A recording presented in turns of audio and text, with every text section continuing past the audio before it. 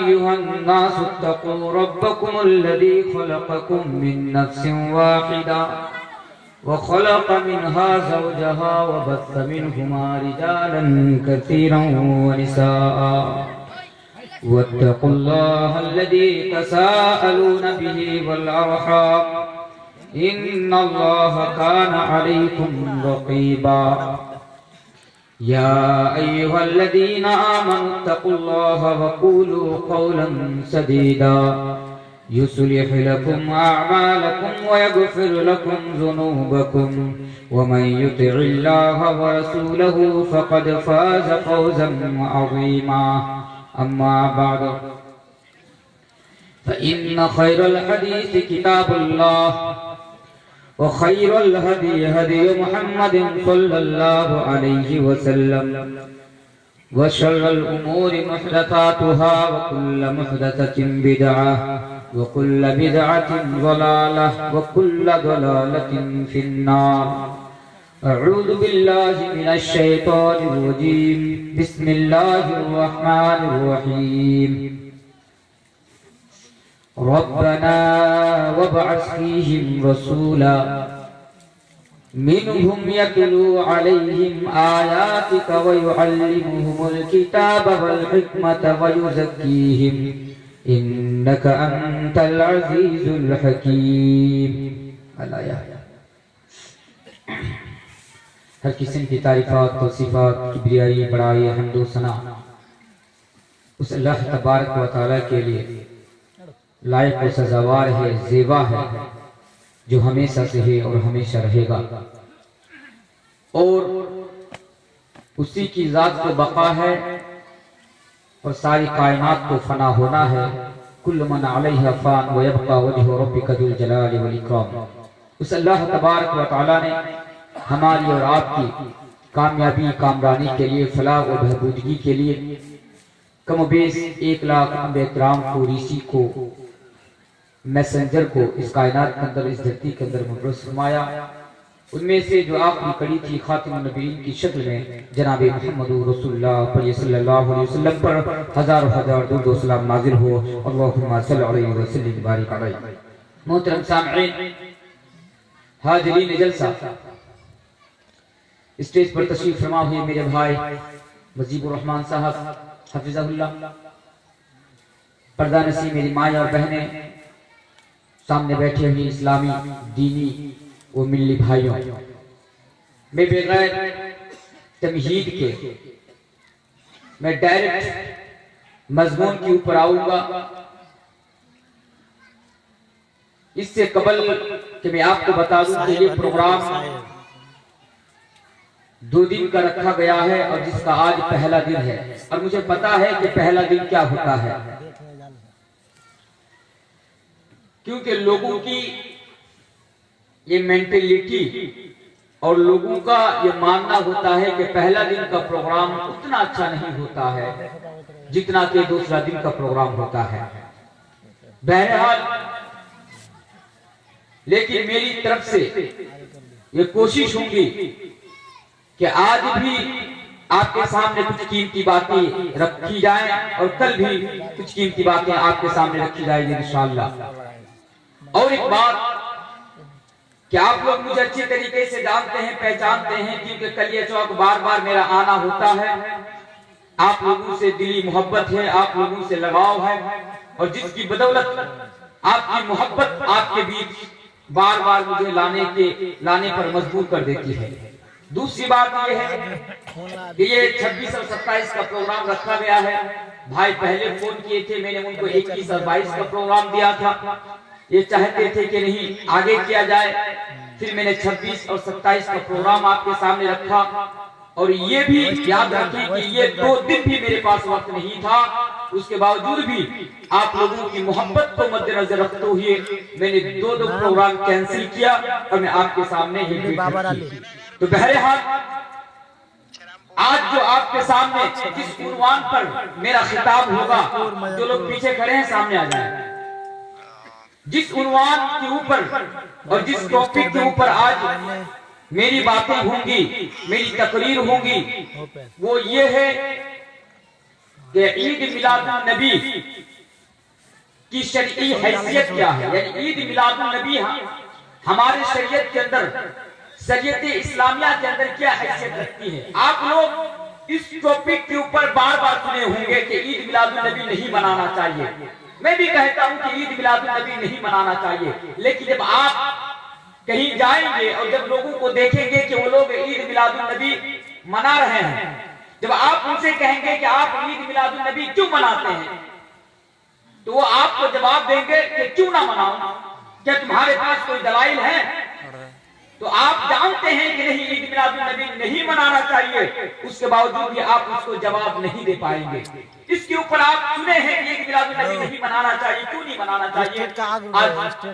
انشاءاللہ تعالی آپ بیٹھے رہیں شروع سے لے کر آخر تک، ایک چیز کو میں آج آپ کے سامنے واضح کر دوں گا کہ عید میلاد النبی کی حیثیت اسلام کے اندر کیا ہے اور شریعت کے اندر کیا ہے، پوری ڈیٹیل کے ساتھ آج میں آپ لوگوں کے سامنے بتاؤں گا۔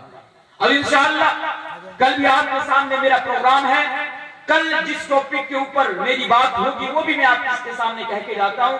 کل جس ٹاپک کے اوپر میری بات ہوگی وہ یہ ہے کہ اس دور میں، اس خطرناک دور میں، جس دور سے ہم اور آپ گزر رہے ہیں، یہ بڑا ہی خطرناک دور ہے۔ آج اس دور کے اندر ایمان بچانا ہمارے لیے اور آپ کے لیے بہت مشکل ہو گیا ہے۔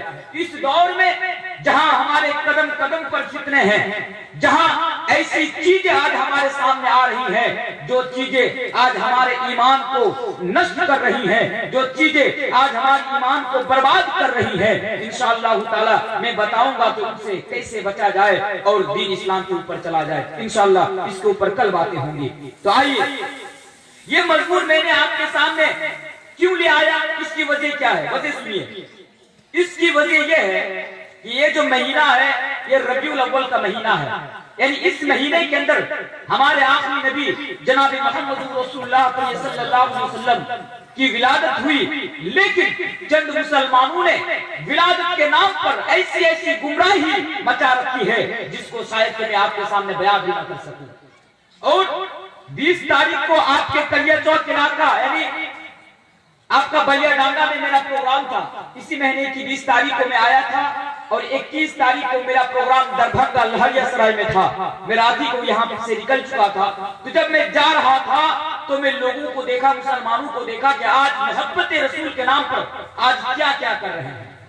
آج میں دیکھا کہ سامنے گانا بج رہا ہے، پھر وہ کون سا گانا، معاف کیجیے اللہ ان لوگوں کو ہدایت دے، منی بدنا ہوئی ڈارلنگ تیرے لیے، گانا بج رہا ہے پیچھے، سامنے لوگ ڈانس کر رہے ہیں۔ ارے نوجوان تو ڈانس کر رہے ہیں۔ سب سے بڑی افسوس کی بات تو یہ ہے کہ چند مولویوں کو میں نے دیکھا کہ سر پہ پاگڑی باندھے ہوئے ہیں، سر پہ پگڑی باندھے ہوئے ہیں، لمبی لمبی داڑھی ہے، داڑھی بھی سفید ہو چکی ہے، اس کے باوجود بھی وہ لوگ بھی ڈانس کر رہے ہیں ان لوگوں کے ساتھ۔ اور اس سے بھی بڑی افسوس کی بات یہ ہے کہ یہ ہماری مائیں اور بہنیں جن کو اللہ تبارک و تعالی اللہ کے رسول نے یہ حکم دیا تھا کہ تم لوگ پردے کے اندر رہنا، جن کو یہ حکم دیا تھا کہ تم لوگ المرأۃ عورۃ، تم لوگ گھر کے اندر پردے کے ساتھ رہنا، کیونکہ جب تم گھر سے نکل جاتی ہو فَإِذَا خَرَجَتْ اسْتَشْرَفَهَا الشَّيْطَانُ، جب تم گھر سے نکل جاتی ہو تو شیطان تمہارے پیچھے لگ جاتا ہے۔ آج یہ میری مائیں اور بہنیں بھی راستے میں آ کر سب کے ساتھ مل کر ڈانس کر رہی ہے اور یہ کہہ رہی ہے کہ ہم لوگ نبی سے محبت کر رہے ہیں۔ ان لوگوں نے شریعت اسلامیہ کا بیڑا گرک کر کے رکھ دیا ہے۔ تو آئیے ایک ایک چیز کو آپ کے سامنے رکھی جائے اور بیان کی جائے۔ سب سے پہلے میلاد کسے کہتے ہیں؟ میلاد النبی، غور کیجئے اور یاد رکھیں، ان کو زندگی بھر کام آئے گا۔ میلاد کسے کہتے ہیں؟ میلاد النبی کا معنی کیا ہوتا ہے؟ میلاد یہ ایک عربی کا لفظ ہے اور میلاد کا معنی ہے برتھ، یعنی پیدائش، ولادت۔ میلاد کا معنی ہوتا ہے ولادت، اور میلاد النبی یعنی نبی کی پیدائش، نبی کی ولادت۔ اب دیکھیے، نبی کی پیدائش، نبی کریم صلی اللہ علیہ وسلم اس دنیا کے اندر آئے، ان کی ولادت ہوئی، ان کی پیدائش ہوئی، اس بات پر ہم اتفاق رکھتے ہیں۔ اس کے اندر ہمارا کوئی اختلافات نہیں ہے اور کسی کا بھی اس کے اوپر اختلاف نہیں ہے کہ نبی کریم صلی اللہ علیہ وسلم کی ولادت ہوئی ہے یا نہیں ہوئی ہے. نبی اکرم صلی اللہ علیہ وسلم کی ولادت ہوئی ہے. ایک بات. دوسری بات، خوشی سب کو ہے. ہمارے لیے یہ باعث مسرت کی بات ہے کہ نبی اکرم صلی اللہ علیہ وسلم اس دنیا کے اندر آئے. نبی اکرم صلی اللہ علیہ وسلم کی ولادت اور پیدائش اس دنیا کے اندر ہوئی. اس کے لیے ہمیں خوشی ہے، ہمیں فخر ہے. لیکن اس کا مطلب یہ نہیں کہ ہم لوگ گانا گائیں اور ڈانس کریں اور لوگوں کے سامنے کہیں کہ ہم لوگ عاشق رسول ہیں، اور جو نہ کہیں ان کے اوپر کافر کا فتویٰ لگائیں. جو عید میلاد النبی کا جشن نہ منائیں ان کو ہم گستاخ رسول کہیں. ایسا نہیں ہے. آئیے، اللہ تبارک و تعالیٰ نے نبی کو اس دنیا کے اندر بھیجا. یہ ہمارے لیے اور آپ کے لیے یہ خوش قسمتی کی بات ہے اور یہ مسرت کی بات ہے. اور کیوں نہ ہو، جب آپ تاریخ کا مطالعہ کریں گے، جب آپ تاریخ کا مطالعہ کریں گے، سیرت کا مطالعہ کریں گے، تو آپ کو پتا چلے گا کہ نبی اکرم صلی اللہ علیہ وسلم کو اللہ تبارک و تعالیٰ نے اس دنیا کے اندر اس وقت بھیجا. کب؟ جب پوری دنیا کے اندر کسی بھی ملک کا آپ جائزہ لے لیجئے، ایران اٹھا لیجئے، مصر اٹھا لیجئے، آپ قطر اٹھا لیجئے، کوئی بھی ملک اگر آپ جائزہ لینا چاہیں تو آپ جائزہ لے سکتے ہیں. اور جہاں تک دین کا معاملہ تھا، حضرت عیسیٰ علیہ السلام جس دین کو لے کر آئے تھے، علماء یہود اور نصارہ نے ان کو بگاڑ کے رکھ دیا تھا. وہ دین اس شکل میں نہیں بچا تھا جس شکل میں حضرت عیسیٰ علیہ السلام لے کر آئے تھے. دین اس شکل میں نہیں بچا تھا جس دین کو حضرت موسیٰ علیہ السلام اس دھرتی کے اوپر لے کر آئے تھے. یعنی دین کی شکل ان لوگوں نے بگاڑ کے رکھ دیے تھے، دین کی شکل. اور جہاں تک دنیا کا معاملہ ہے، پوری دنیا شرک اور تثلیث کے اندھیروں میں، پوری دنیا شرک اور تثلیث کے اندھیروں میں بھٹک رہی تھی.